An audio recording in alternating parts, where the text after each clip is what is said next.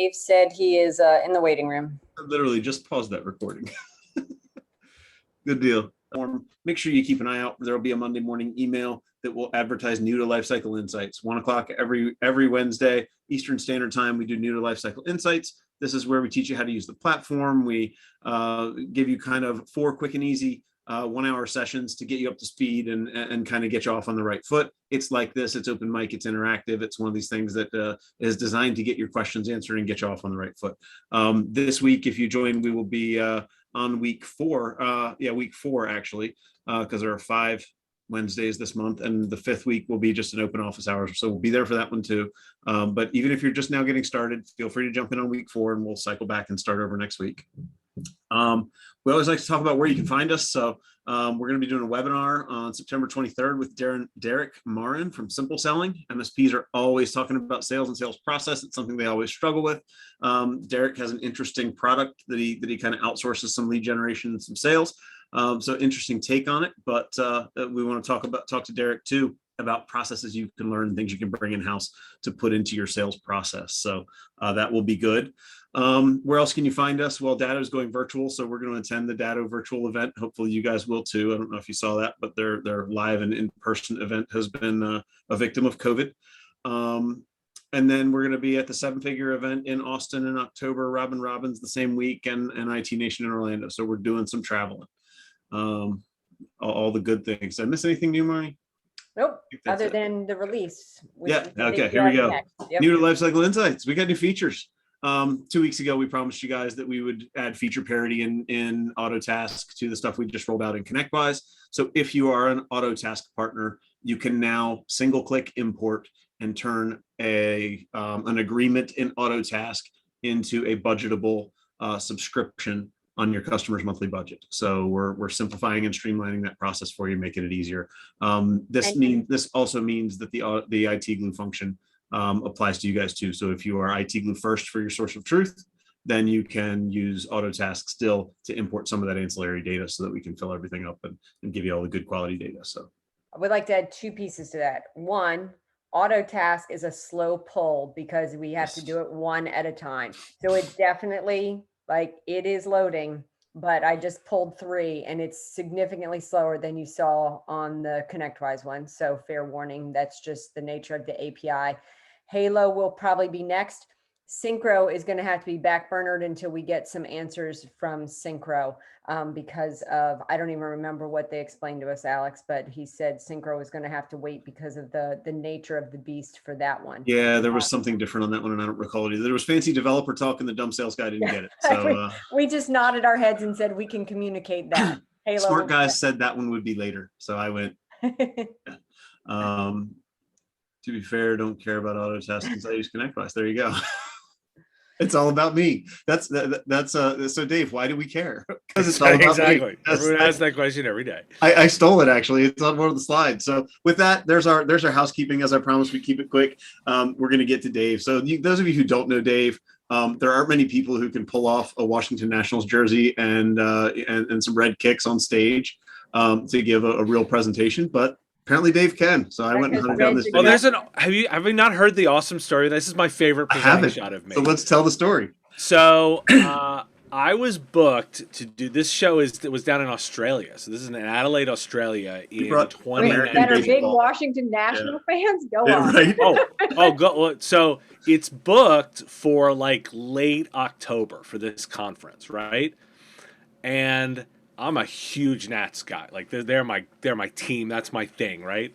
And I booked this thing back in May of that year when the team was 19 and 23, right? And I'm like, oh, this is gonna be I had nothing to worry about. I got nothing to worry about, no conflict at all.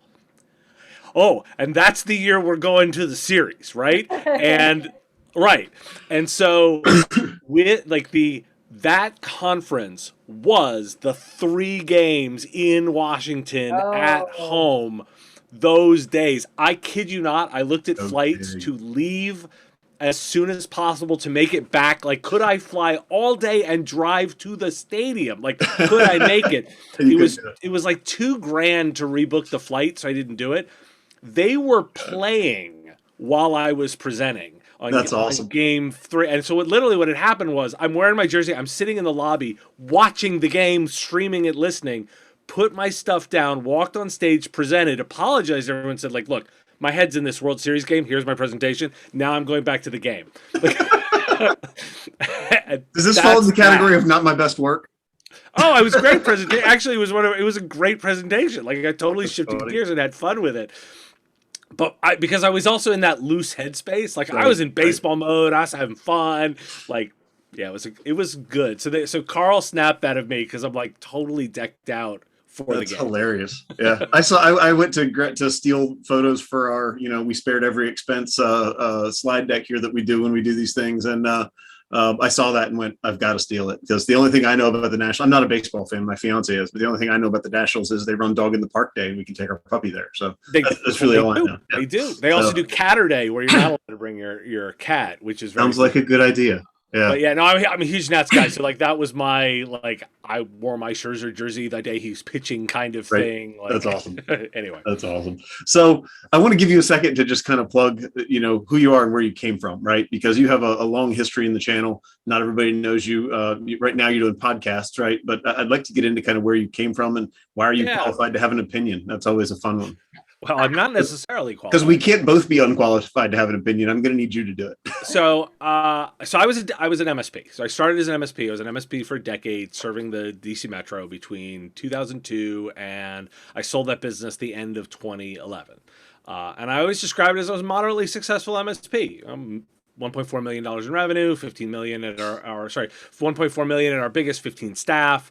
I bought a company, then I sold the company. I was active in peer groups. I helped establish HTG in Europe. I was a CompTIA trainer, Microsoft virtualization MVP. But I loved the business. I really enjoyed delivering IT services, helping small businesses out. And then I sold the business because it was a good personal choice and an opportunity to sell it. But I laughed and I said, like, well, I'm not like this amazing expert. I'm not going to go around and consult. I'm not going to be that guy. Like, I want to go learn some more. So let me go be a vendor for a little while. I want to learn to be a vendor, right? And then I went to work for Level Platforms for about 2 years, and we sold them to AVG. And then I worked for this little company, GFI, right? That became Logic Now, and we sold them. That's where I first knew you, is when you worked at Logic Now. Yeah, so I was at Logic Now, and then we sold them to SolarWinds for about $500 million, and I stayed at SolarWinds 3 years because I'd never been with a company that IPO'd, and I said I want to learn that, and it was so I built. I look to everyone else to know, like, did I build a good channel program? I don't know. I think so. We got a lot of value out of it, right? People liked it, right? If the metrics of success is you sell the company for a lot of money, well, we did that too. So it's a metric, right? That's a data point. And I was there for 6 years, and it ran its course. I was done. Like, I was time to do something else. And so if you total it up, I was 10 years in MSP and 8 years a vendor. And I was like, okay, I'm ready for something else. And you can completely appreciate that everyone was like, oh, go run another channel program, go be another vendor, or go consult. You could go help people build channel programs. And I just sort of said, I don't want to do any of that. And I'll tell you the problem that I looked at. I always draw this sort of triangle. As I said, if I think about the media, I believe in a healthy media ecosystem. I believe it's important that there are people holding account to power, right, or holding power to account, right? And I draw this triangle, and I say there's the business press, right? CNBC, Wall Street Journal, all those guys. They love tech. They love Silicon Valley. They love products. They like IPOs. They're like allergic to services. They just don't care. You over on the tech side, you've got The Verge, Protocol, ZDNet, like long list of them. Same thing, right? Like love tech, love Silicon Valley, love product, like allergic to services. Well, they like gadgets, and there's no gadgets in service, right? Well, they're just different kinds of gadgets, right? Yeah. But then you go into like the industry specific stuff, right? And I will actually sort of not name those bits, but we all know who I'm talking about when there are like people that focus on selling a magazine or a website or a news site, but they're kind of in the pocket of the vendors. Like, it's pay to play there, and they like, and would you like to buy a 5-star partner program rating? Would you like to buy an MSP 501? Yeah. Right. You want to buy one of these ratings? Yeah. And it's just, they deliver value, but what they actually do is they deliver the MSP up as a lead to the vendor. That is the actual business of why they make content. Yep. And I said, I want to build a business that doesn't do that, where the audience attention is valued. And I said, I could complain about this problem or I could do something about it. And I said, well, I'm going to go launch my little media company and I'm just going to make podcasts and I'm going to try and deliver some value around IT services every single day. And that was the birth of the daily news and commentary podcast. So I do a daily news and commentary podcast called The Business of Tech. And what I want to be is I want to be sort of the analyst comment editorial voice that is the voice of the solution provider, that is the voice of the IT provider, because I know that those the vendors, that all the other factors on this, the consultants, that they're all covered. They're going to do just fine. I can add more value by trying to put on the perspective of what is an MSP or an IT services company. I actually more broadly use that term. I also think MSP is changing, right? So like IT services resonates for me. And that was the basis of it. And I freely admit, like I always tell people, like, you should understand how people make money. I make money 3 ways. I make money. My first favorite way is Patreon supporters. Like I have direct supporters from the community that chip in a couple of bucks. I love the people that support me. It gives me a lot of bit. My number one source of revenue, I sell ads. You guys, all as MSPs, sit on a lot of really bad webinars. You know what that is? That is an embedded 30-second ad that they have wrapped in bad content. I resemble that remark. You leave my content alone. What? So I sort of laugh and I say, like, why don't instead I'll just deliver the content. I'll deliver an ad for them, some value, and you'll listen to a 30-second ad because sometimes you just want to hear about the widget. Yeah. What's the widget? But I'll be honest. I mean, I'm partial to your podcast because you take the opinions. Sometimes they're unpopular, but sometimes you're just not afraid to go throw a grenade in the room just to stir everybody up and get everybody talking about a topic.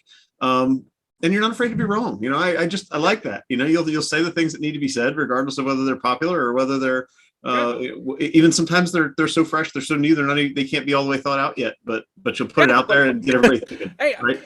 And I like what somebody to say, like, I'm still thinking this one through. I don't exactly know where I don't exactly know, but there's something here, and I'm pulling at the thread, and maybe we can all figure it out together. So that's the basic idea. And those are the ones I love because they get my brain going. So if you guys want to check out Dave's podcast, there's the link to it right there, businessof.tech.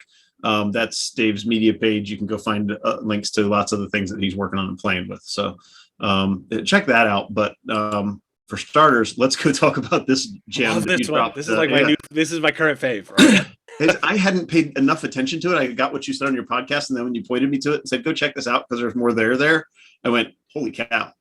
So this one really got me going. Why don't you step into the 30-second version of the why do we care on the pod that you covered on the podcast, and then we'll talk about the rest of the bits and pieces. Yeah. So and it's funny because you kind of have to laugh. This happened right before Labor Day. Like they put this out on September 2nd. I saved it till after Labor Day because I didn't want to lose it.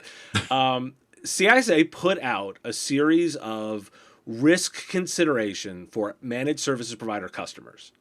Let that sink in. The U.S. government and its cybersecurity gurus have come out and told your customers what to ask you. It's awesome. And when you print it out, it's like 8 pages. Like it's not, and then there's more reference material in there, but there's a lot to this, right? Oh, there's so much to it. and like for me, I love quoting it because it's like a strategic level, an operational level, like they break it down into the way that a customer really ought to be looking here. And I just dug into just the operational stuff, much less strategic, right? Like because I mean, look, let's be fair. A lot of SMBs really aren't doing all these things, but they're being educated on how to do it.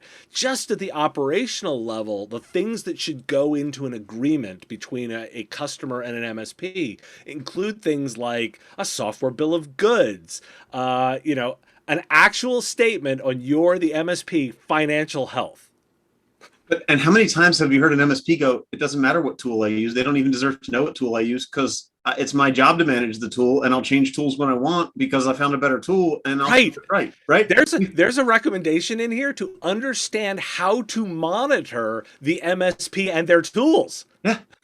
Like there's a recommendation in here to take admin away from all the MSPs. How many MSPs have you heard in the channel go, you can't have admin, Mr. Right, Customer, right. and you can't have admin to your own network. It's mine, and I'm going to keep it. And now the government's saying, to hell with you. It's your customers, and he should keep it, and he shouldn't even give it to you. Right. And by the way, you think this through, and you're like, well, it's not a bad recommendation. Like if you're putting the customer first, right? If you're thinking through, you're thinking about the landscape right now, you're like, these are pretty solid recommendations, actually. So I floated that in Discord today. I floated out, hey, CISA kind of says that MSP shouldn't have admin rights. And the first half dozen people who I kind of respect all went, well, nobody should have admin. We should be able to do elevated permissions and permissions management, whatever you call it. And, auto elevate type stuff. And it should just work. Like nobody should need admin. That's a solid record. And I went, okay, there's at least some MSPs at the top who get that piece. But I threw a couple things up here. They actually gave us a checklist, and it's in this doc, and I'll give you guys a link to where you can find the checklist and all that on the next slide. But so they gave us a checklist that they think we should be going through, and it covers 4 topics, decision makers, operations, and tacticians at your customer. Now, this is the part that breaks my brain and we'll get to that, but I feel like most customers of MSPs are so small that they don't have a tactician. So I wanted to kind of float just the concept that some of the stuff they're recommending, and maybe we can expand on this as we go, almost sounds like they more and more and more expect even small businesses to have an in-house person who knows and understands and can digest IT to manage the service provider. And this starts to look like a traditional MSP is going to be turned into almost a supplementary IT service offering. Well, so you use the word person. I want to use the word role. Okay. Because the way I envision this is I think about it in terms of responsibility rather than a dedicated head count. Look, if you believe the premise, and I do, that all companies are now technology companies, right? Yep. And all companies need to be thinking about the way their technology is used as a business advantage. Mm-hmm. You can't give away all responsibility for that from the business owner themselves. I think about, and I will tell everybody, I think a lot now about my own little business, right? I'm a little media company. I look more like an end customer than a vendor or an MSP. Yeah. Right? You're talking to, we feel the same way. Like we look at it the same way. Like we're a small software shop. We look like a customer to an MSP. And I use technology all the time. Now, look, I'm a technical guy, right? I have a technical background, so I have the advantage of that. But in my little organization, that is something that I, the owner, have to think about and understand the implications of, and I own that responsibility. That's not something that I can give to providers. Now, look, I'm a customer too. I have people I work with, right? And so I delegate out bits, but that doesn't necessarily mean that I can completely remove my own responsibility. And that is what these recommendations are essentially saying is like, look, you can't really just give this all away. You have some role in your management structure, role, not person, role that must own some of this. Maybe it owns it, the business owner. Maybe it's an operations person. Maybe it's a biz dev. I can imagine lots of different versions of this, but what the guidance is saying is look, you can't give it away completely. You've got to own this if you buy the basic premise of we're all technology companies. So, yeah, and I highlighted this quote that I snipped out of there because I thought it was super important. Outsourcing IT services does not absolve executives of risk management responsibilities. I thought that was key, right? That was laying right in there. And it's the first time I've ever been able to put my finger on a quote from the federal government or from any legal, any government entity, any court, anything that says the business owner actually has some responsibility here. The techs aren't responsible for it all. Yep. Which I thought was interesting. Like, in your mind, does this change where statements of work and MSP agreements and all this kind of stuff go? Because they do talk about that in here in considerations of so let's hire, how to be my realistic for a moment. Well, it should. Let me just observe that, like, literally, you're a small business owner. you have very published guidelines from the government that gives you guidance. The same resources, by the way, that gives you like SBA guidance on how to run your business and how to do your accounting and how to do, like, they have now weighed in and here's our technology recommendations on how you should build your tech stack. Yeah. These are, I mean, if I'm a small business owner, these are great resources. This is what you sort of quip your tax dollars at work, right? This is an investment in, building this capability into the economy. Your tax dollars at work sounds way better than I'm from the government and I'm here to help, because that's worked out really well. Well, look, no, I get it. No, it's but I think this is a first shot, right? This is the first view we've seen of this. It could have been a lot worse. Well, this is plenty, right? You're sort of looking. Right. There's so much meat, right? There's so much to this that, I mean, I really do look at this and say, like, they are literally outlining, here's what should be in the agreement, is really what they're saying, right? What an MSP should provide an organization in advance of contract award. Right. Yeah. And when they get to in advance of contract award is when they mention, we need to know what your financial status is. We need to know if you've got any outstanding litigation, and we need to know how you've performed for your other customers in the past. Right. Those are the three things they state, which was Tim highlights, he goes, it's not new. I go, well, yeah, no, it's not necessarily new, but like, it's kind of bold guidance. It is. It really is. Like, here's what your contract should say. Here's what you should ask your contractor for.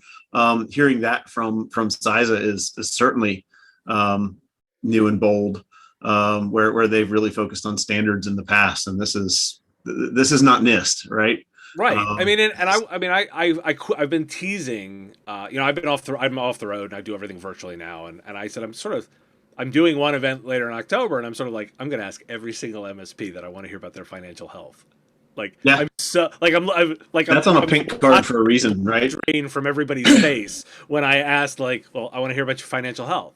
Well, I'm not going to tell you that. Well, the government says your customers should know. Well, yeah. And the first answer I got when I floated that in a chat room just to see what people would say was, oh, hell no. And then some of the more mature MSPs and the ones that have gone after the bigger contracts and the ones that have worked with municipalities or banks said, we've had to do this for years. This is not new. Right. And I knew that because I worked with municipalities, and I knew that because my fiance ran an IT department for a bank, right? So I've had these conversations. I know what it looks like. But to the small MSP who's 2 years in the business, their biggest customer is 15 people. They don't have a municipality or a bank on their. Right. It is new to them. And that's where we want to acknowledge it. This isn't really new guidance. It is more expansive than ever before. Like, it was industry specific, or it was regulated industry, or a particular contract or particular maturity. Now the guidance is just blanket. Like, these are the things you need to do to play. Yep. And to be clear, they're not saying you need to turn over your P&L to your customer, right? These are I don't want to say doctored. These are prepared financials, typically prepared and certified by your accountant.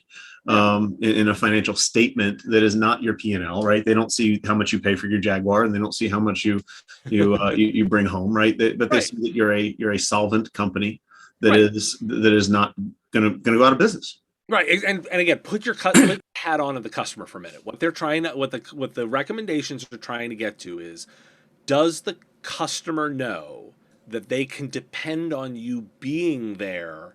And being there through potential downtimes, can you absorb an incident, right? Like, are you able to manage to manage? Can you make it through COVID? Had it gone the other way, right? It really turned into a boom for MSPs, but had it gone the other way, had we taken it like restaurants did, could you have made it through it? Right. And there are scenarios I can envision where you might, right? So essentially, what they're sort of saying is like, can you deal with a problem? Are you so razor's edge that you can't? The customer wants to know that, because it's more, they are entrusting you with such important bits. All companies are technology companies, that they need to know you are there, that you won't go away. No, totally true. And I even stamped on top of that red one, do we care instead of why do we care, right? Because I think the financials is overblown. Like, it's a great point to poke at and go, it's going to get everybody riled up. And then we step back and take the 10,000 foot view and go, Yeah, and this is what I said. Like, this is why I appreciate your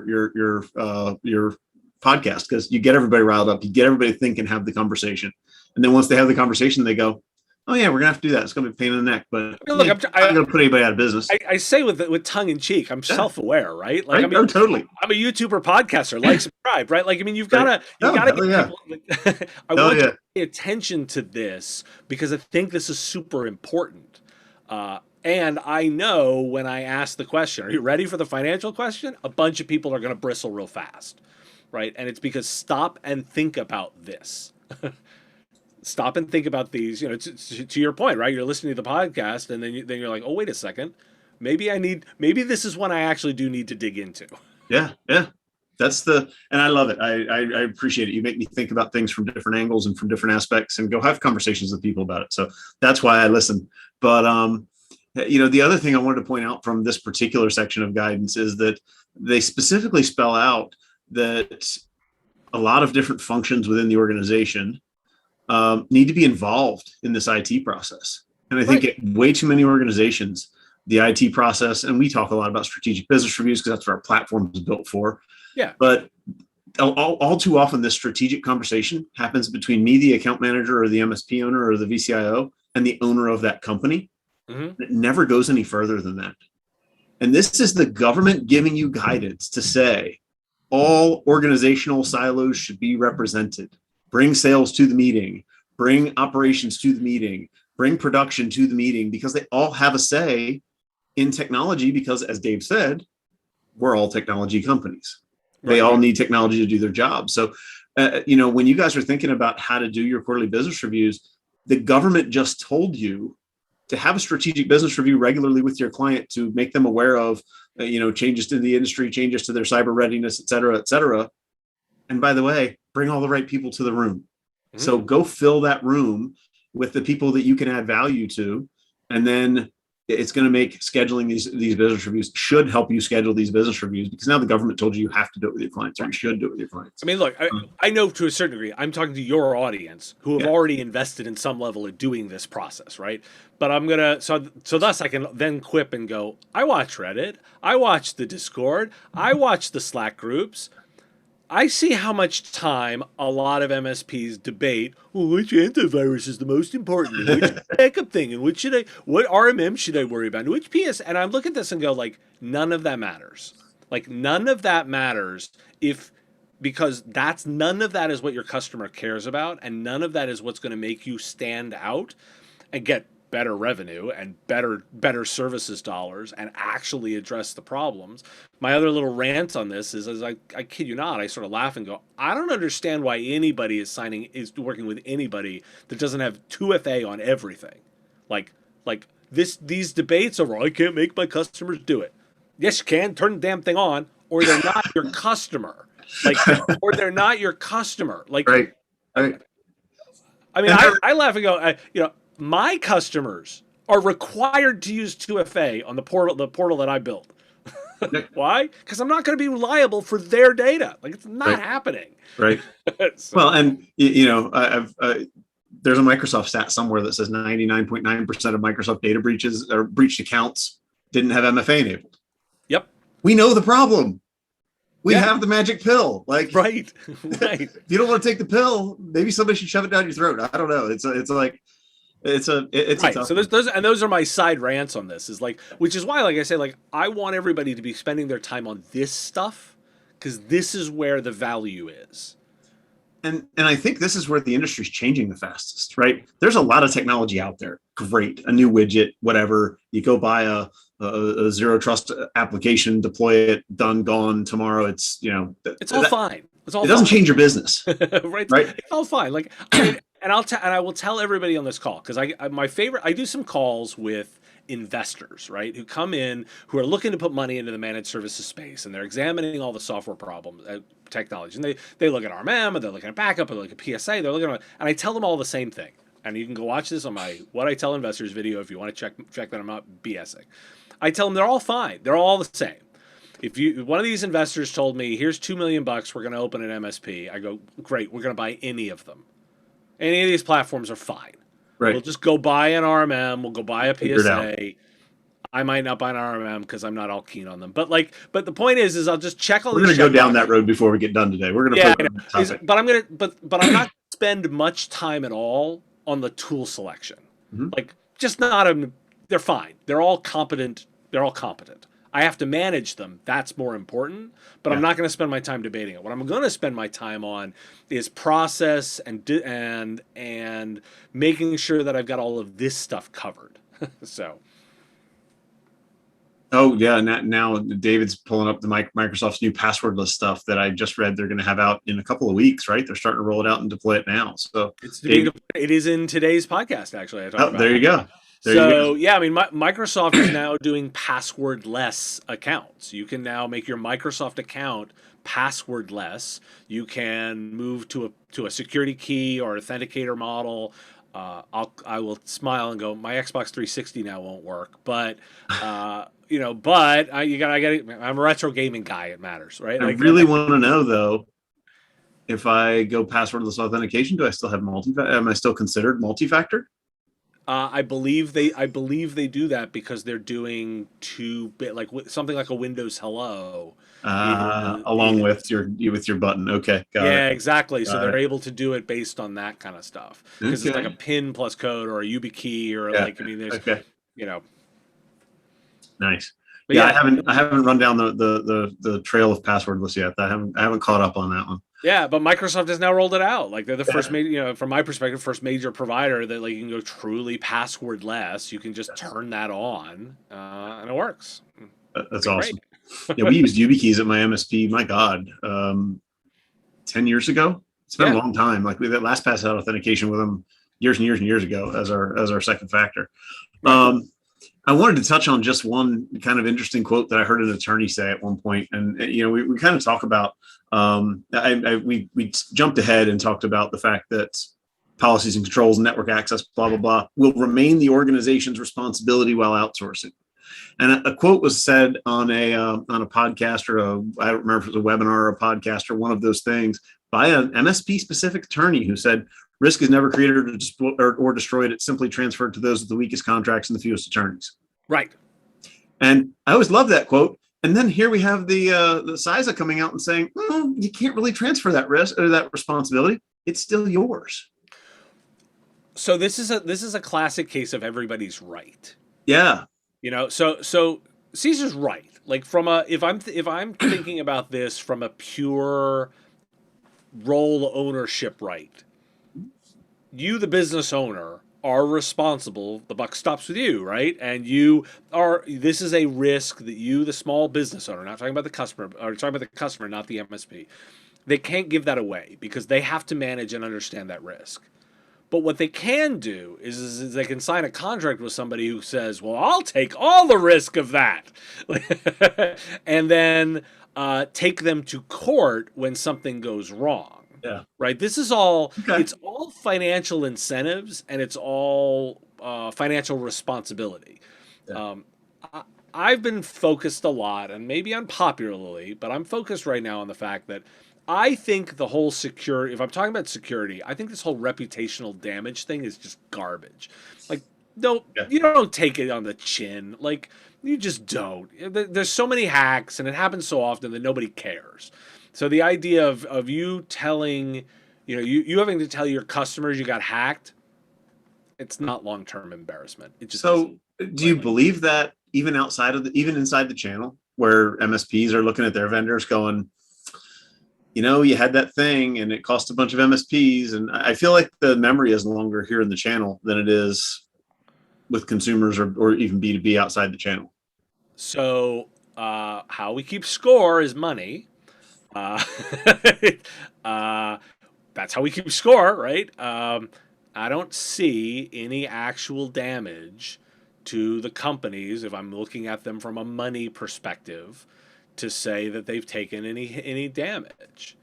So pick your poison, right?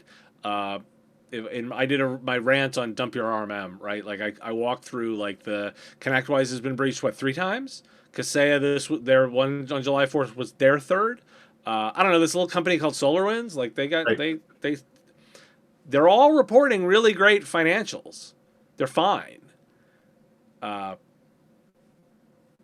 does it so if I'm looking at it from that perspective, I think they're all okay. And is that because we have no choice but to pick from the next one who's going to get breached or the one who hasn't gotten breached yet? That's, I mean, do we just play round robin between vendors that have already fought that fight, or do you think that folks are just immune to it and not really leaving because it's too much work? I think it's that people are immune to it.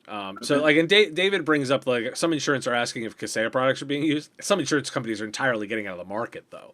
Like, right. They're looking for anything that they can figure out. They thought this was going to be low hanging fruit in terms of a market. They thought they could come in here to be like warranties, and no one would ever use their cyber breach insurance. Yeah, how's that going for them, right? It might bankrupt the industry. So they're just pulling out. They're just looking for anything they can do to figure this out. Minimize damages and stop the bleeding. So many of them are just getting out of the industry, are stopping issuing tech E&O style ones just because they know they can't do it. Well, and those who are renewing are hearing, double or triple or half the coverage for the same price or whatever. They're just getting laid to slaughter. Here's my statement on Kasaya, and I want to be very clear because I'm pulling this from an interview in the Miami Herald. Fred Vokola, the CEO, was asked what he thought the impact of the Kasaya breach would be on his stock or on his business plans, because they're not publicly traded, on their business plans. He goes, well, we might go down from 28% growth to 25 or 26. It's insane. So you tell me. Like, do we think by the measurement of the way we play this game that there's any real impact? I don't think there is. And the reason I focus on this is because I worry about all of this risk transference, right? Is because your vendor isn't going to take it. They have really great end user license agreements that say they are not liable for anything at all under any circumstances. Doesn't matter, nanny boo boo. You don't have to worry. Like, it's not happening, right? And this is where the relationship between you and your customer has to deal with that. Like, so how good is your contract? How good are your lawyers? And how are the expectations of that done? And by the way, let's also focus on, does your marketing material line up with your contracts? Because you can be hauled in. There's a case going through right now with an MSP and their customer, where the marketing material talks about how we will take all of the risk, we will assume all the responsibility, and the contract. You sleep at night and we'll do technology, or we do it all for you. Right, and so they just bring it out. Here's Exhibit A, here's Exhibit B, here's Exhibit C. Like, this is where you and your customer have to agree and define who the roles and responsibility. And leaping back to your question, what CISA is saying is, look, you can't give it all away. Right. The best way that this works is when you're in it together and everyone is talking about it and you defined it very well together. And they actually have a shared responsibility framework mentioned in this documentation. So that's something else you guys should pick from that. And the MSPs who have that same language in their contracts. The other thing to think about is you can't afford to go sue ConnectWise, right? You can try. They'll last a whole lot longer in court than you will, and they'll drag it out forever. And I'm not picking on ConnectWise. Any company that much bigger than vendor here, right? Like, right. Insert company worth billions or millions or whatever numbers I can't put the dollars worth in the back of my pickup truck. Insert those numbers, those companies there, and you just can't go up against them in court. They'll bleed you dry. Before, even if you're right, you may not win. Right. So, they can have an agreement that says, to that point, we've all lost anyway. So. Well, and they can have an agreement that says we're not liable for anything. As an MSP, you can't, because your customer will sue you, and they have the same, they may be in the same revenue bucket you are, have the same money you do. You guys are going to afford the same lawyers. You're going to go to the same court in the same town, and there's going to be a winner there. It's not going to just get dragged out until nobody can deal with it. So exactly, think about that in your MSA. You are in a different world than a large vendor who's worth millions or billions. Yeah. And so and again, my messaging to MSPs is not that you don't hate on the vendor, just know what their responsibility is and what yours is. Yeah. They're going to provide some tools, but that comes with no assurances, right? They don't have. You say that in the game. You say it doesn't come with assurances, but you do a rant on SentinelOne and some other vendors. Insert that rant here. Okay, so there is an interesting model where there is shared liability. And my example, not endorsement, my example, not endorsement, is if you're a direct SentinelOne customer, they've got a warranty. They actually have $1 million ransomware policy warranty.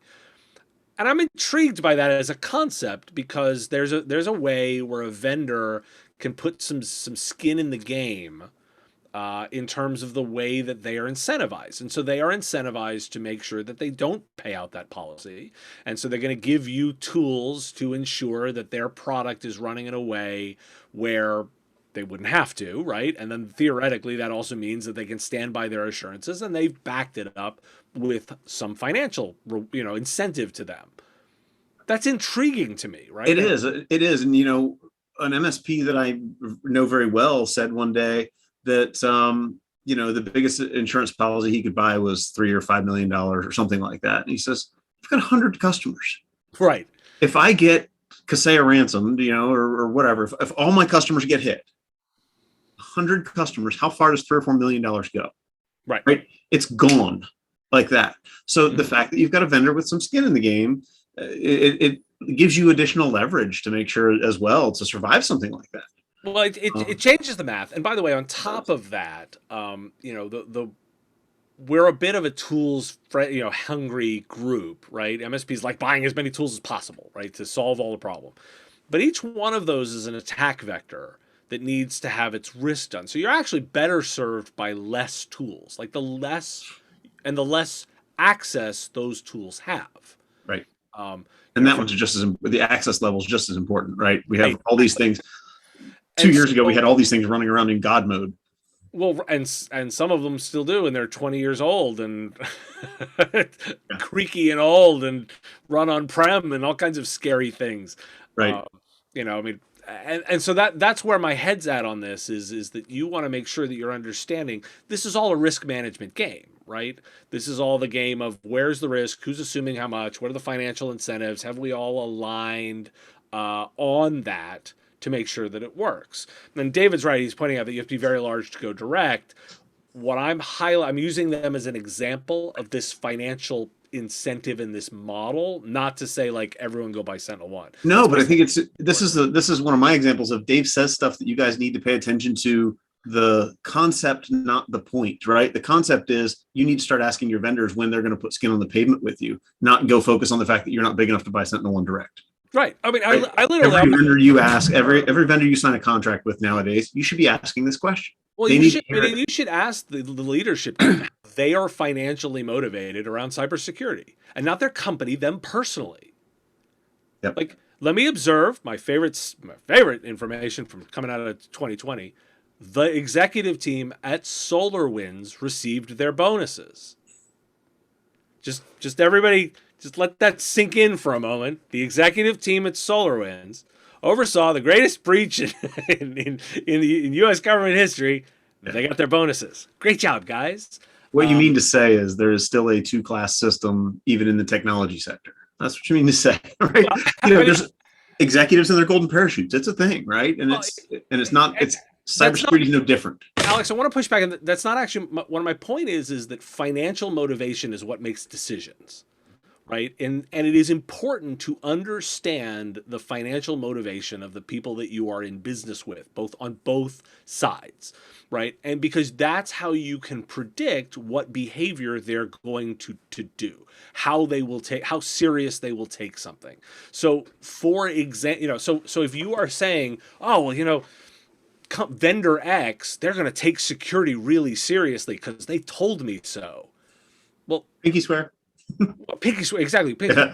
How is their compensation tied to that outcome? If you figure that bit out, then you know how you can approach that. I really don't want this. This is not a vendor bashing set. This is giving guidance to say this is how you manage this risk.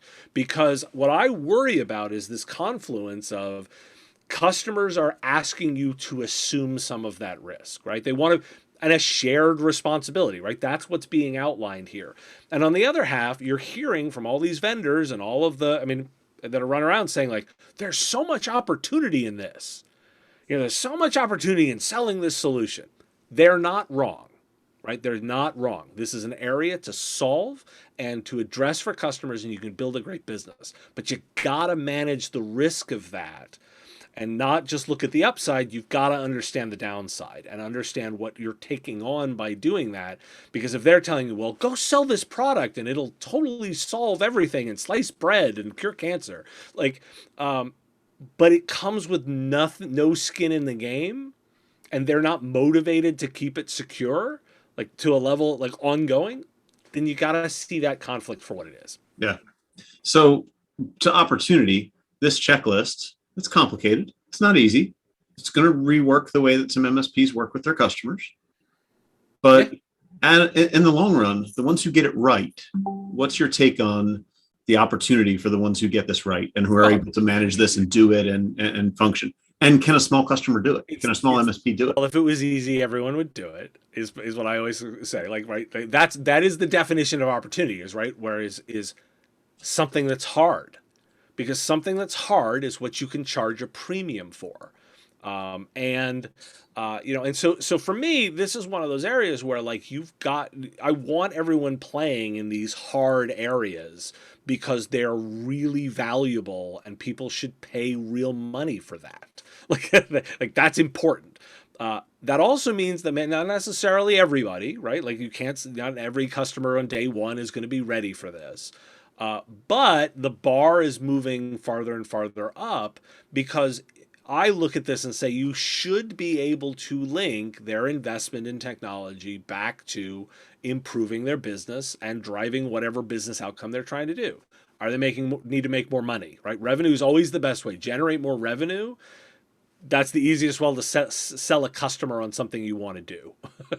Right. That's always the starting point is I will help you, association, bring 10 to 20% additional new registrants this year.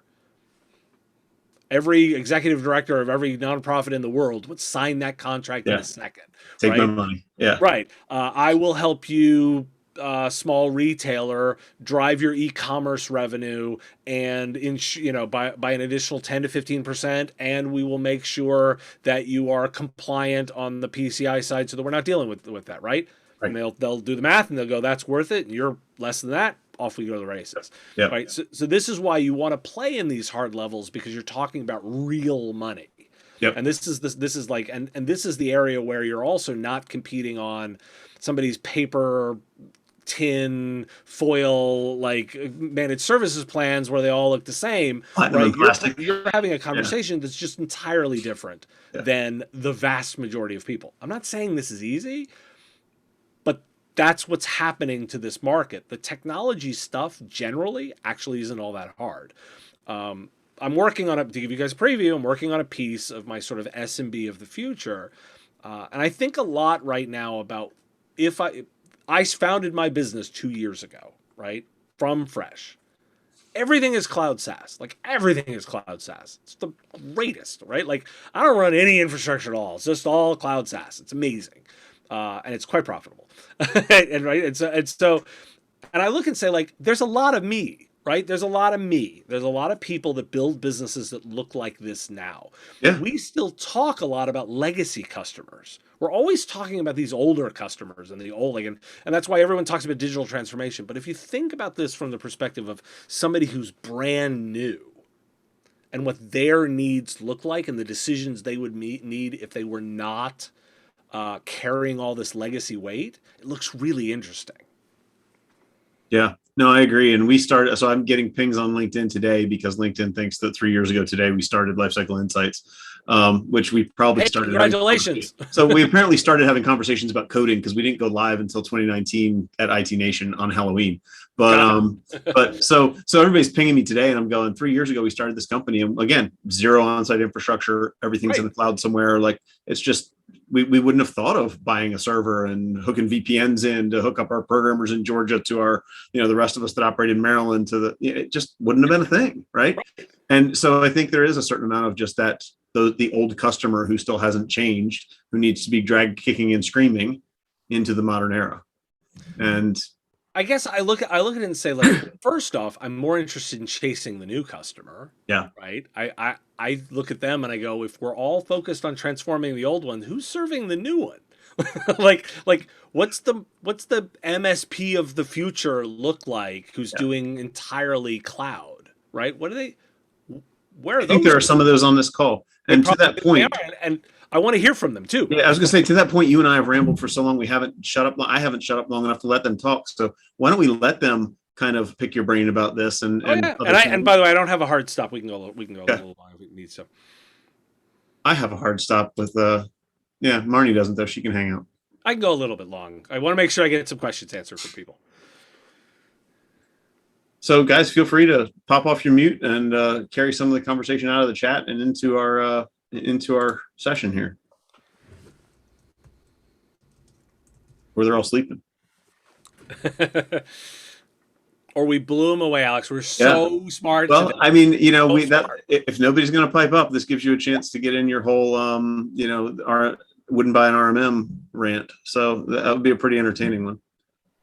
But if somebody's got a question, please stick your come off mute and say something. All right, we're gonna run with it then, Dave. Why wouldn't you buy an RMM if you were starting? So you got to watch my YouTube video, everybody. It was a really good rant. So, look, I sold RMMs, right? Yeah. I sold RMMs. I think what surprised me about the Kasaya hack was how surprised everybody else was.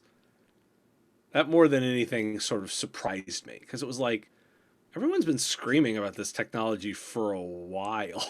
Like, it's, you know, it's, if I dug into it, ProPublica did a whole thing on the risks from MSPs in like 2018. It wasn't even Kasaya's first breach. They'd have 2 previous ones. Oh, and by the way, ConnectWise had like 2, and WebRoot had something. And I didn't even talk about the fact that Enable had a massive vulnerability in their N-Central stuff that they had to like go through and patch. Like, that one wasn't breached. It was just a big one, right? And Ninja was implicated, but not used, right? Like, they weren't actually used. So, but I look at all this and I'm like, why are you guys all surprised? I guess you're surprised because it just was big. Like, it was just a much, much larger one. Because, by the way, you have this weapon of mass destruction in your customer's network. Like, think about what the tool does. That just blows my, when you call it that, it changes the perspective, but you're not wrong. Right. Yeah. It is a tool that has complete and total administrative access that runs inside your customers' networks and links you to every other of your customers. And in some cases, links you to all other MSPs out there. This is software that the bad guys have been trying to build themselves forever. Oh, I know. By the way, they use it. Yeah. Some of them I've reported. Some of the ransomware groups use another one. Like, it's amazing, right? And it's like, we give and you look at this and you're like, wow, that's an awesome hacking tool, right? Like, and by the way, CISA's been warning about APT groups trying to use RMMs for like ages. And so I started laughing, like, why did everyone get all surprised by this? And I guess it really was it just hit so close to home. I tease, I'll say it in this group, like, I thought the Enable rebranding was so funny because they dusted off a 20-year-old name to slap on a 20-year-old technology. Yeah. Like, how appropriate. Like, they went back to the name everybody knows though, and it hasn't hurt them. Well, true. I mean, but it also is. It's very telling of the thinking, right? Is like, well, we're proud of our 20-year legacy. Yeah, and your 20-year-old code base. like just let that sink in, everybody. Like that is 20 years old code. And what else in your server room has 20-year-old code in it? Right. Like, maybe Outlook. The hackers. And so, you know, and because one of the things that the recommendations that are coming are around this idea of monitor the monitor, right? Like, and where is the tool to do the monitoring? I'm not necessarily, I mean, I want to talk about like dump this stuff because I think it's garbage, and particularly if I link this to my thinking on the cloud business of the future, you don't need it as much, right? The needs are different. And by the way, like I get it. Like, there's you've got to balance all of this, but I want everyone thinking differently because I don't think that's where we're going. The old Wayne Gretzky quote of like skate where the puck is going. The puck is not going there. Yeah.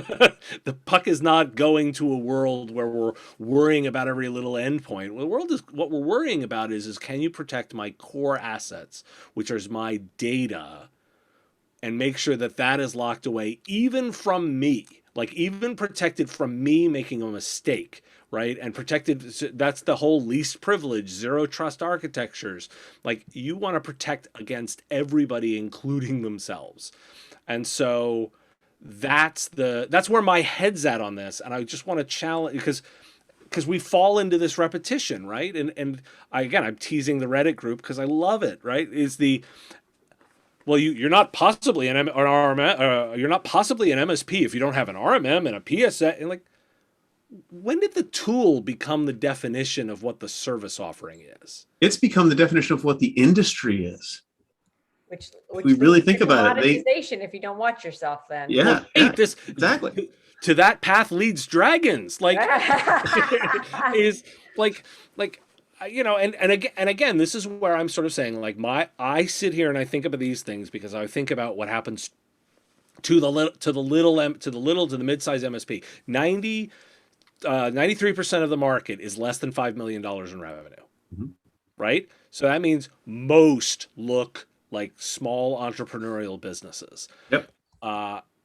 It is a really great sales tactic to come out and say, here's how you build your MSP. Here's our best practices model. Here's our university. Here's our entire system. Build yourself like an entire franchise that looks like everybody else because it's easy and and interesting and onboarding. And you just need to understand those forces when you're making the decisions. Look, I'll sort of trend us to wrapping on this is like, if you think I'm wrong, 100% wrong, and you've taken in my points and you've analyzed them and you do your own thing, prove me wrong and go make more money, man. Like, I'm going to applaud you every single time. Right. Yep. That's the measurement, right? Is prove me wrong. I'm not in this to be right. I'm not in this to prove some best practices and I'm not in this to sell you my consulting 5-step process of how to build your, like, no, do it your way, make some money, build a great business, be successful at this. Just have thought through the implications of all the decisions. Go into it eyes wide open and understand what's changing around you. Yeah, I love it. Right. If I'm wrong, if I'm 100% wrong, you've thought it all through, awesome. Prove me wrong. Call me up and tell me how much money you made not listening to me. This is why I appreciate your insight. This is why I like listening to you. Podcast. It's why I dragged you in here to ramble with me for an hour. I have to cut. I have a hard stop. I'll let you guys hang out, but businesshub.tech, follow Dave. If nothing else, he will make you think. Dave, I appreciate you coming out. And Alex, thanks for having me. This was great fun. These are so absolutely fun. Take care. So Dave, yeah. Hi, Matt. Hello. So is it fair to, obviously the bold statement of get rid of RMM gets eyeballs and attention. At the end of the day, though, is it fair to just sum it up as our industry is all about leverage, and is RMM giving us the right leverage to risk balance relative to other processes and tools out there? Is that really the question you're asking? I mean, in a way, I think, because there are interesting things happening in the tool space. I'm super intrigued by Microsoft Intune. I freely admit, like I totally, like, you can see where Microsoft is going, right? Like you can see, like, you can do a policy-based version of this, zero trust, everything lives in the Microsoft cloud so that all the data is protected. Like you can see where they're going, right? I think there's a solid argument of when do the lines cross, like when are they ready for you to switch to their model. Somebody could be super aggressive and do it now. I know MSPs that are not using any kind of traditional RMM. They're full in on all the Microsoft stack, and they're making great money, right? I get it that everyone's math on this is going to be different. what I just sort of say is if I'm using my cracked crystal ball and I'm projecting out, it's like I don't think RMM is a thing in 10 years, right? I also probably don't think it's a thing in 5. I think we could have a healthy debate over the state of that market in 2 to 3 years, right? And by the way, this is exactly what I tell investors, right? When they're calling saying like, what do you think of this space? I'm like, what's your return on investment on putting money into these companies? Do you want your money back in 18 months? I think you'll do great. Do you want your money back in 10 years? Oh, that's a horrible idea. Like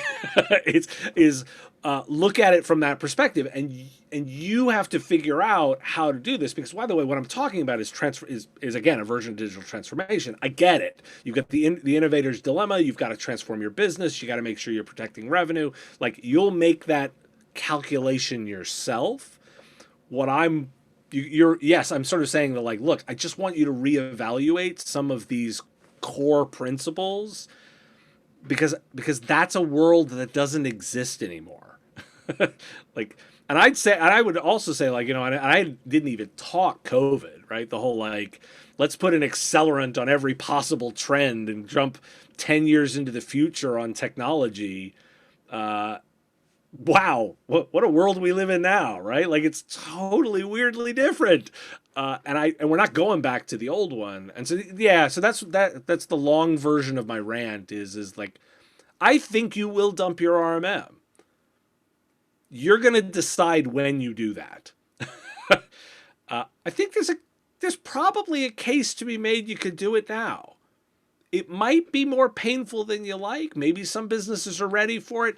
Look, this is where you need to make those calls and figure it out for yourself. Does that help? Yeah, I think I'm on the same page with you. Yeah.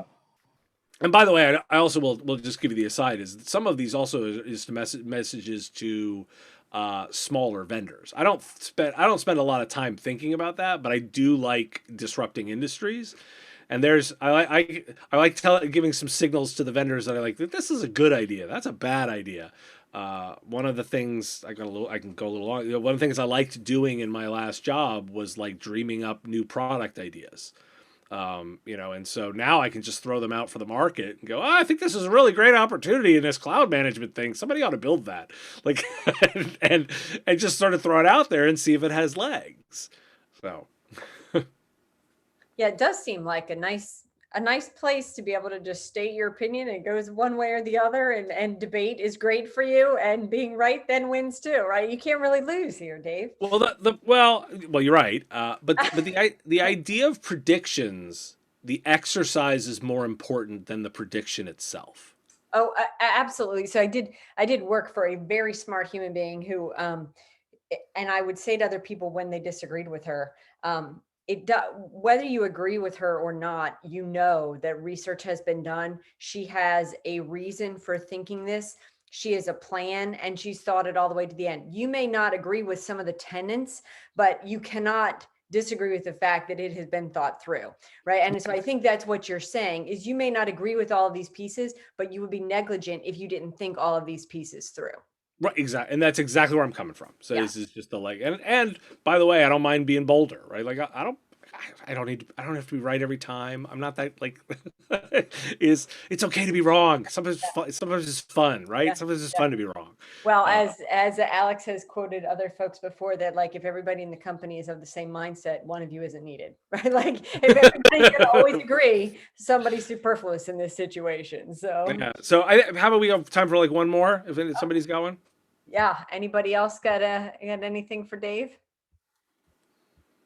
This is when, like, a West Coaster who's not thinking it's 4:08 on a Friday. I know. I get all frisky and fired up right before. I know, right before you head out. That's funny. Well, if not, like, I'm rolling, always open to conversations. If somebody needs to find me, I lurk in just about all the communities. I'm easy to find on. I'm always lurking. I'm always listening. Well, we're super excited that you came. Clearly, we have folks that had joined just to see you, so I appreciate it very much. I'm always humbled and honored that people actually want to hear what I have to say. So I appreciate everybody's attention. So. I have to say that I remember when the day you put in the Slack channel chat, like disruptors, like Lifecycle Insights. I was like, oh, did he just call us a disruptor? So it was an event. I definitely am listening. So yeah, we appreciate having you. So I always send this out to our entire client base because not everybody can make it at 3 on Fridays. And if I get questions back, I will ping you to I am not hard to find. Tell them to reach out to me directly. I'm not hard to find. You can there's a big link on my website to book a calendar appointment. I'm not hard to find. Love it. Well, I super appreciate it. Hope everybody, I think everybody learned lots. I've gotten some private chats of like, yep, I'm taking that statement with me. Oh my goodness, I've already shared this with the team, that kind of thing. So much appreciated, Dave. I am happy to do it. Thanks for having me, and everybody enjoy Friday. It's time for the weekend. Yeah, have at it. Have a good one, everyone. Thanks, everybody.